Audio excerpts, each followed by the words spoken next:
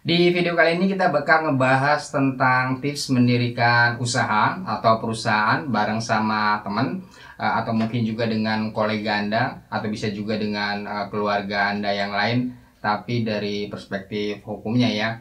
Jadi apa aja yang harus dipertimbangkan, yang harus diperhatikan, poin-poin apa aja yang harus disepakati kalau mau kongsian bisnis sama teman, khususnya dari aspek legalnya.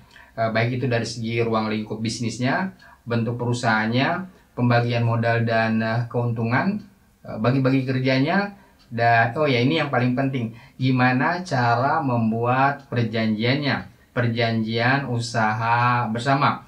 Well, kita akan membahasnya di video ini, tapi seperti biasa, buat Anda yang belum bikin kopi, silakan bikin kopi dulu ya.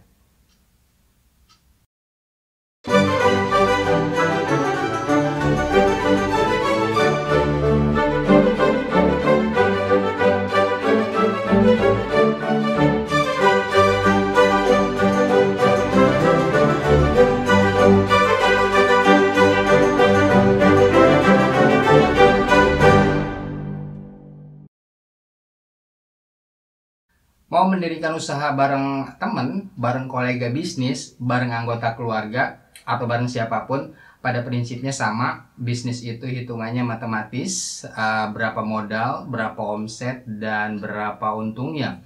Dan untungnya ini harus dibagi berapa-berapa. Semua itu ada perhitungannya, ada kalkulasinya, ada perkalian dan tambahnya yang sistematis, dan matematika tuh nggak bisa bohong ya. Kalau soal memberikan toleransi kerugian bisnis ke teman atau ke anggota keluarga itu sah-sah aja, tapi itu soal lain ya. Yang jelas matematika bisnisnya harus fix. Kalaupun bisnis Anda rugi dan Anda memberi ruang toleransi, itu soal lain, itu kebijaksanaan dan kebaikan Anda. Tapi sistem hitungan bisnisnya tetap dan tidak berubah. Ini penting dipahami karena Anda akan join bisnis dengan orang yang Anda kenal, dengan teman Anda, mungkin juga dengan saudara Anda, dengan kolega Anda, dan tentu permasalahan dalam bisnis jangan sampai merusak hubungan. Oleh sebab itu, semua pihak harus sadar, harus secara konsisten dan jujur bahwa matematika bisnis punya hitungannya sendiri yang fix. Jadi, jangan sampai hitung-hitungan itu mempengaruhi apalagi merusak hubungan. Tentu supaya tidak sampai merusak hubungan, di awal kerjasama ini harus dibicarakan betul, harus disepakati secara matang dan secara clear supaya semaksimal mungkin setiap permasalahan di dalam menjalankan usaha nanti ada solusinya. Nah, ngomongin bisnis dan sistemnya secara legal, berikut adalah beberapa tips yang perlu menjadi concern Anda sewaktu menjalankan usaha bareng teman.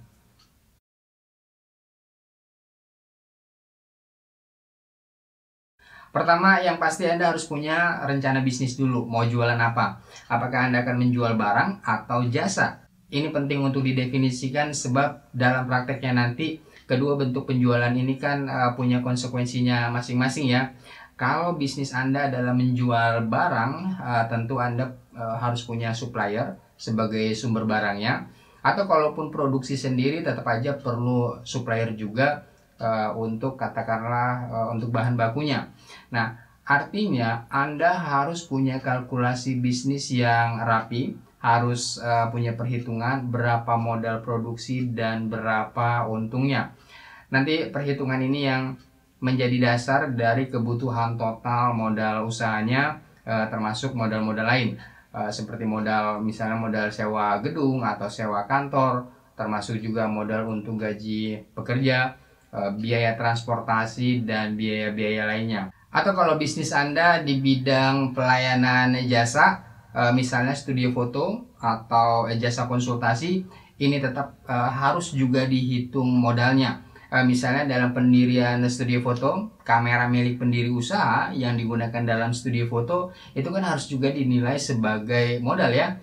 Misalnya sebagai modal sewa. Dan ini perlu dikonversikan sebagai pemasukan modal pendirinya. Jadi barang milik pendiri yang digunakan dalam usaha ini juga harus dihitung, harus dinilai sebagai modal dan sebagai kontribusi dari pendiri usahanya. Ruang lingkup kegiatan usaha ini harus jelas, harus clear, dan harus definitif. Maunya bisnis apa? Kalau sudah ditentukan, ya fokus, jangan campur-campur. Jangan mau mendirikan studio foto, tapi kenyataannya kantor yang disewa digunakan sebagai tempat usaha jasa ekspedisi misalnya, sebagai kurir pengiriman barang. Nanti kan perhitungan modal dan keuntungannya jadi berantakan. Kecuali kalau memang itu udah disepakati bersama dan sudah dihitung ulang secara detail.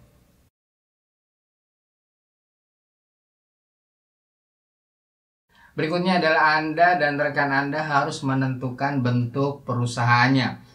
Bentuk perusahaan di sini tidak harus dalam bentuk badan hukum PT ya, atau perseroan terbatas. Sebab satu orang pun yang mendirikan usaha itu sudah bisa dikategorikan sebagai perusahaan.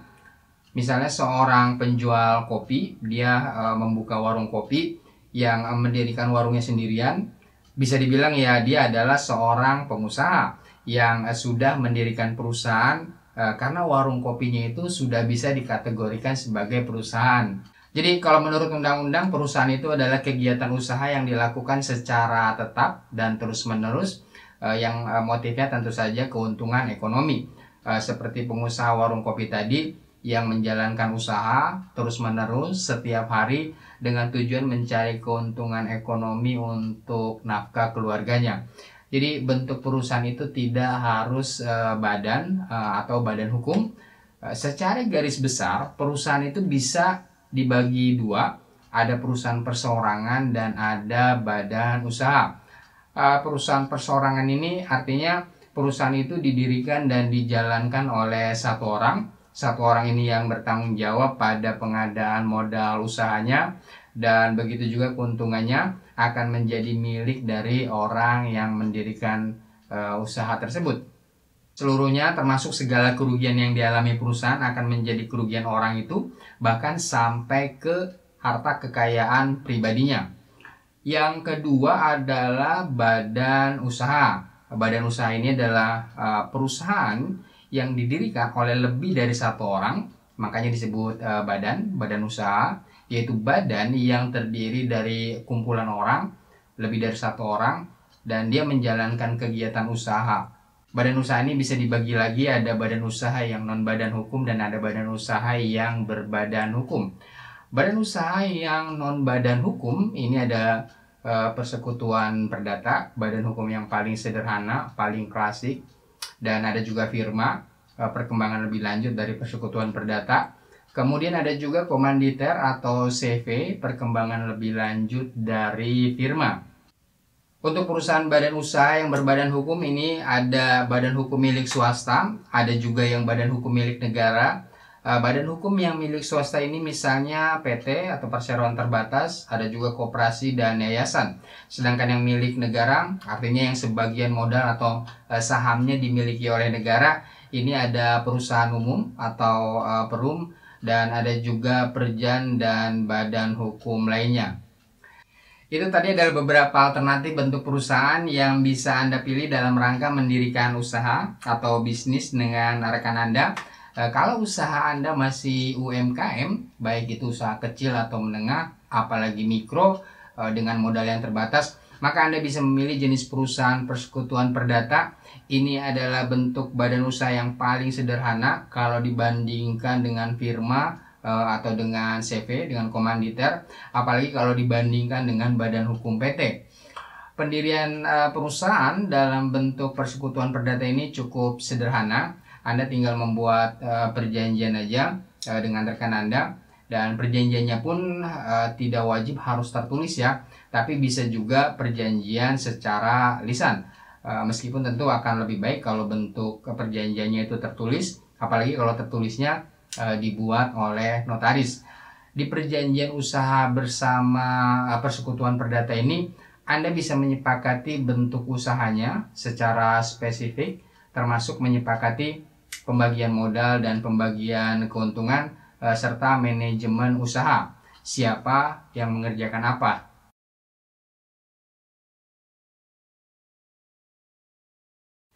Berikutnya bentuk manajemen perusahaannya. Manajemen itu kan skill ya, atau keterampilan mengatur usaha. Jadi tentu bentuknya disesuaikan dengan kecakapan, kebutuhan dan keinginan dari para pendiri usahanya. Jadi di sini nggak ada rumus bakunya.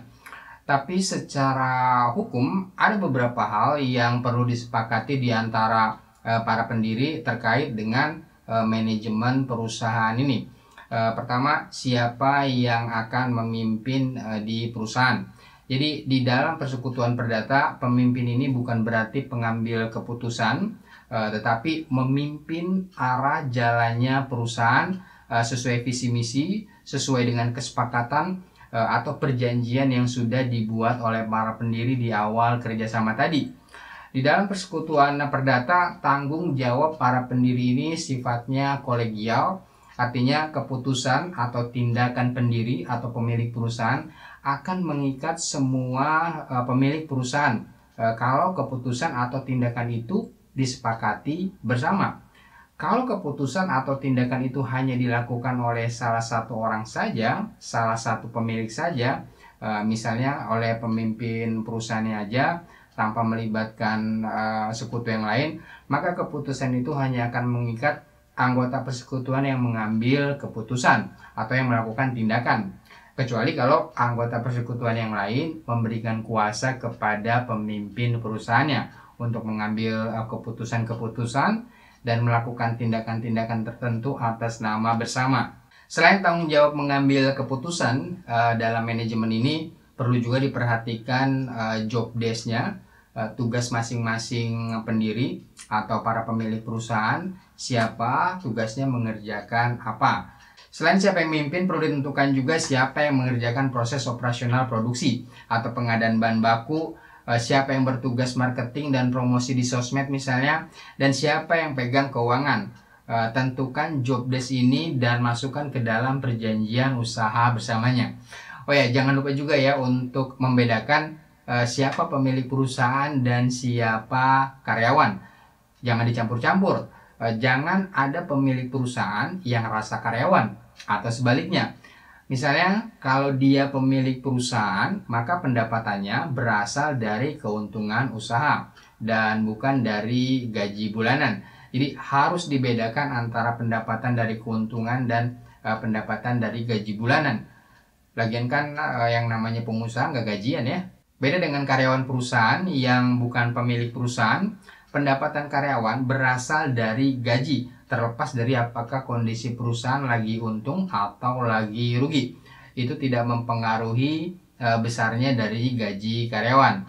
Tapi kalau pendiri atau pemilik perusahaan ini pendapatannya selain berasal dari keuntungan usaha juga berasal dari gaji bulanan, ya itu juga sah-sah aja sepanjang semua pendiri usaha setuju atau sepakat. Misalnya selain mendirikan usaha dan memasukkan modal, salah seorang pendiri juga melaksanakan tugas-tugas operasional harian. Jadi selain keuntungan usaha, dia juga bisa mendapatkan gaji bulanan. Ini juga bisa disepakati bersama. Pentingnya memisahkan antara keuntungan perusahaan dengan gaji ini adalah supaya clear, supaya jelas pendapatan pendiri usaha itu dihitung sebagai apa. Jangan sampai pendapatan keuntungannya tumpang tindih dengan gaji, atau gaji tersebut dihitung sebagai keuntungan. Keuntungan ya keuntungan, gaji ya gaji, jangan dicampur aduk. Ini penting untuk dibedakan karena undang-undang memandang keuntungan usaha ini sebagai substansi utama dari didirikannya usaha bersama persekutuan perdata.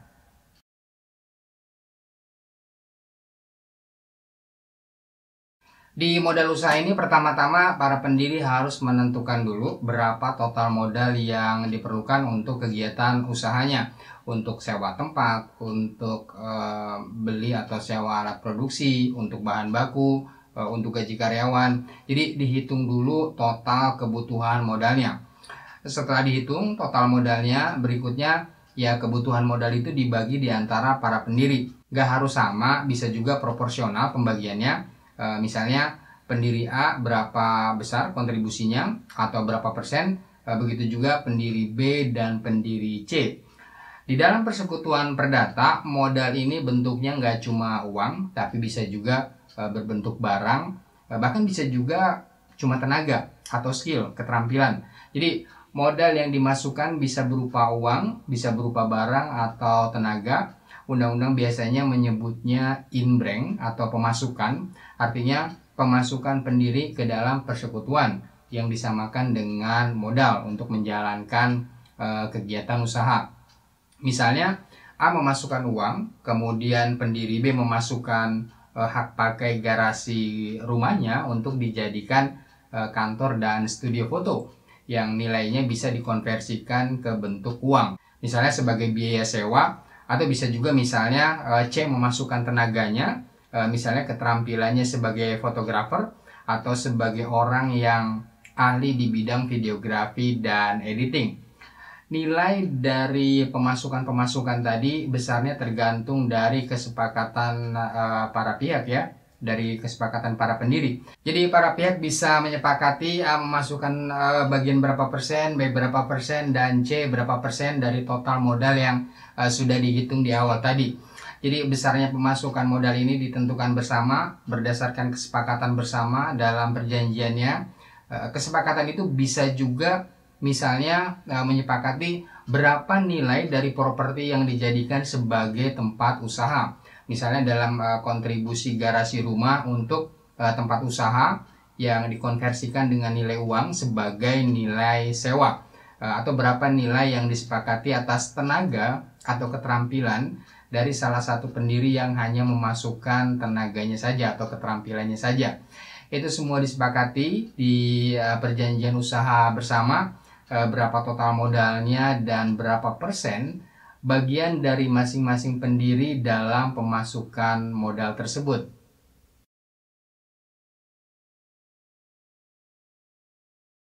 Sekarang pembagian keuntungan di antara para pendiri. Siapa mendapat bagian keuntungan usaha berapa?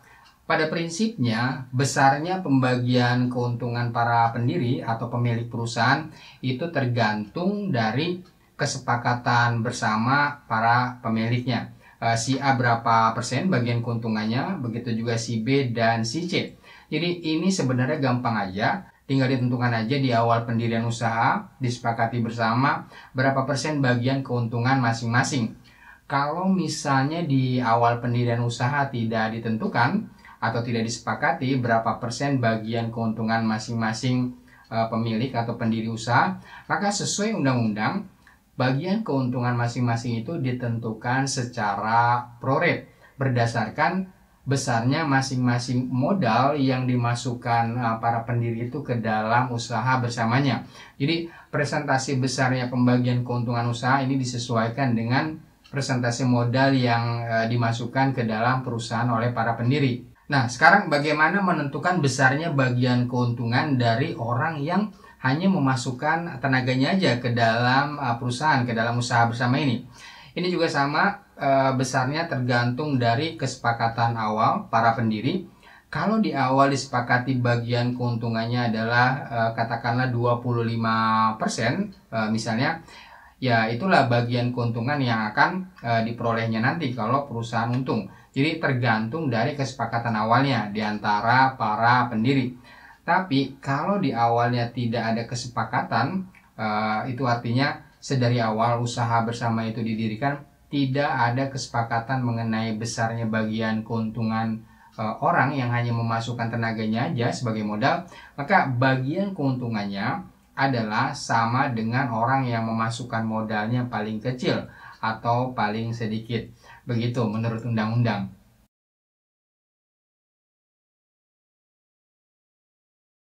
Nah, terakhir kesepakatan-kesepakatan di awal tadi, baik kesepakatan mengenai ruang lingkup kegiatan usahanya, bentuk manajemen perusahaannya, pemasukan modal, dan pembagian keuntungan, semuanya ditulis dalam perjanjian secara lengkap. Kalau bisa serinci mungkin, sejelas mungkin, pasal demi pasal, kemudian ditandatangani oleh para pendiri usaha. Perjanjian usaha bersama inilah yang akan menjadi bukti kesepakatan-kesepakatan tadi dan harus dilaksanakan selama menjalankan perusahaan. Perjanjian ini yang menjadi pedoman, menjadi anggaran dasar, menjadi guideline bagi semua pihak pemilik perusahaan untuk menjalankan usaha bersamanya. Karena sebuah kegiatan usaha membutuhkan kepastian dalam menjalankan kegiatannya, maka perjanjian inilah yang akan memberikan kepastian hukum di antara para pendiri usaha, sehingga perusahaan punya dasar kepastian dalam menjalankan kegiatannya. Para pendiri nanti dalam pelaksanaannya bisa saja membuat kesepakatan-kesepakatan lanjutan, kesepakatan baru yang sifatnya teknis pelaksanaan dari perjanjian utamanya, atau membuat aturan-aturan baru, tapi sebaiknya tetap berdasarkan perjanjian usaha bersama ini sebagai perjanjian intinya yang dibuat di awal kerjasama tadi. Nah, demikian Sobat Legal Access, informasi mengenai usaha bersama teman Anda atau bersama kolega atau mungkin juga bersama anggota keluarga Anda yang lain dalam bentuk UMKM dalam format persekutuan perdata badan usaha yang paling sederhana. Semoga informasi dan tips singkat ini bermanfaat dan berguna ya bagi Anda dalam menjalankan usaha atau bisnis Anda. Salam.